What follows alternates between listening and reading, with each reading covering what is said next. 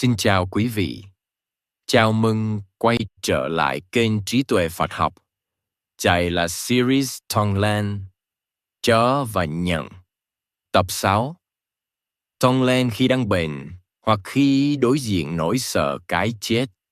Trong tập trước, Tonglen được đặt vào những hoàn cảnh tổn thương rất sâu như bị phản bội, mất mát và đổ vỡ. Qua lời giảng của Lama Zopa Rinpoche, khổ đau cá nhân không còn là điều cần trốn tránh mà trở thành cánh cửa để lòng bị được mở ra. Có những nỗi sợ không cần ai mang đến. Chúng tự xuất hiện khi thân thể yếu đi, khi bệnh tật kéo dài, hoặc khi con người bất chợt ý thức rõ rằng mình không sống mãi, đối diện với bệnh và cái chết, dù là của chính mình hay của người thân, luôn là trải nghiệm khiến tâm chấp ngã rung chuyển mạnh nhất. Trong Phật Pháp, đây không phải là điều cần tránh né. Và trong lời giảng của Đại Lama Zopa Rinpoche, chính những khoảnh khắc ấy lại được xem là cơ hội tu tập rất quý nếu biết cách nhìn và sử dụng. Lama Zopa Rinpoche, vị đạo sư lớn của Phật Pháp Đại Thừa, đã nhiều lần nói về bệnh tật và cái chết bằng giọng rất bình thản. Không phải vì Ngài xem nhẹ nỗi đau, mà vì Ngài thấy rõ một điều. Nỗi sợ không nằm ở thân bệnh mà nằm ở tâm bám chặt vào cái tôi. Ngài từng nói, thân bệnh không phải là vấn đề lớn nhất, tâm không chịu buông mời là điều làm con khổ. Khi một người lâm bệnh, phản ứng rất tự nhiên là lo lắng cho bản thân. Sợ đau, sợ mất kiểm soát, sợ trở thành gánh nặng. Những suy nghĩ ấy xoay quanh một trung tâm quen thuộc. Tôi. Theo Lama Zopa Rinpoche, đây là lúc tâm chấp ngã bộc lộ rất rõ, nhưng cũng chính là lúc Tonglen có thể được thực hành một cách sâu sắc nhất. Ngài nói rằng, khi thân thể đau yếu, con người thường chỉ mong sao mình mau hết bệnh.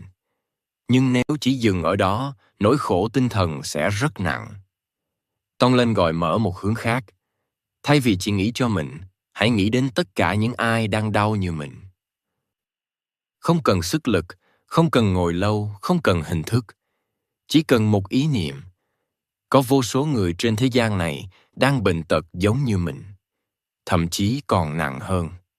Lama Zopa Rinpoche nói, khi con bệnh, hãy dùng bệnh của mình để từ. Nghe qua, câu nói ấy có thể khiến nhiều người giật mình. Nhưng trong Phật Pháp, dùng bệnh để tử không có nghĩa là chấp nhận bệnh một cách cam chịu. Nó có nghĩa là không để bệnh tật chỉ trở thành khổ đau vô ích. Trong hơi thở vào, người thực hành Tonglen quán tưởng nhận lấy nỗi đau, sự yếu mệt của tất cả những ai đang bệnh. Trong hơi thở ra, họ trao đi sự nhẹ nhõm, an ổn, dù bản thân lúc ấy vẫn đang chịu khó chịu. Chính hành động đạo chiều này làm cho tâm không còn bị nhốt chặt trong thân bệnh. Lama Zopa Rinpoche nhấn mạnh rằng, khi làm Tonglen lúc bệnh, tâm thường phản kháng rất mạnh. Nó nói rằng, tôi đã khổ rồi, sao còn phải nghĩ đến người khác? Nhưng theo Ngài, chính phản kháng ấy là dấu hiệu cho thấy Pháp tu đang chạm đúng chỗ. Ngài nói rất thẳng, nếu không chạm đến tâm vi kỷ, thì đó chưa phải là Pháp tư mạnh. Không chỉ khi bệnh, Tonglen còn đặc biệt quan trọng khi con người đối diện với nỗi sợ cái chết.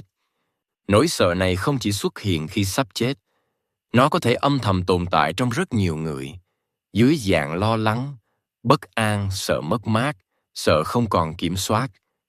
Theo Lama Zopa Rinpoche, sợ chết thực chất là số mặt cái tôi quen thuộc. Sợ không còn là người mình vẫn nghĩ mình là. Và càng bám chặt vào cái tôi ấy, nỗi sợ càng lớn. Ngài từng nói, cái chết rất đơn giản, chính tâm bám mời làm nó đáng sợ. Tonglen, trong hoàn cảnh này không nhằm xóa bỏ nỗi sợ ngay lập tức. Nó chỉ nhẹ nhàng mở ra một góc nhìn khác. Không chỉ mình sợ chết, vô số chúng sinh cũng đang sợ như vậy. Khi nhận ra điều đó, nỗi sợ không còn là một gánh nặng riêng lẻ. Trong bài giảng, Lama Zopa Rinpoche khuyến khích người tu thực hành Tonglen với tất cả những ai đang hấp hối, đang sợ hãi, đang bối rối trước cái chết. Không cần hình ảnh phức tạp, chỉ cần để tâm mở ra thay vì co rút. Ngài nói, nếu con nghĩ cho người khác ngay lúc sợ nhất, nỗi sợ sẽ không còn quyền lực như trước. Trong Phật Pháp, cái chết không bị xem là thất bại. Nó chỉ là một giai đoạn chuyển tiếp. Nhưng để có thể nhìn cái chết như vậy, tâm can được huấn luyện từ trước. Tonglen chính là một trong những cách huấn luyện ấy rất đội, rất thật. Khi người tu quen với việc nhận và cho trong từng hơi thở, họ dấn bớt số mất mát, bởi vì họ không còn sống chỉ để giữ, mà đã quen với việc buông và trao. Điều này không làm con người thờ ơ với đời sống, mà ngược lại, giúp họ sống sâu và tỉnh táo hơn. Kết lại tập 6 có thể nói rằng, bệnh tật và cái chết không phải là chướng ngại của con đường tu. Dưới ánh sáng của Tonglen, chúng trở thành những người thầy thầm lặng. Nhạc con người quay về nhìn lại tâm mình. Và như Đại Lama Zopa Rinpoche đã nói một cách rất bình dị, nếu biết dùng, ngay cả bệnh và cái chết cũng có thể dẫn con đến lòng bị và tự do. Trong tập tiếp theo, series sẽ nói về Tonglen với người làm hại mình. Một trong những phần khó nhất, nhưng cũng quan trọng nhất để chấm dứt vòng lặp oán thù và nghiệp lực. Xin cảm ơn quý vị đã đồng hành cùng kênh Trí Tuệ Phật Học. Xin chúc quý vị luôn mạnh khỏe, an nhiên giữa đời thường. Hãy nhấn like và subscribe kênh để không bỏ lỡ những nội dung hữu ích tiếp theo nhé.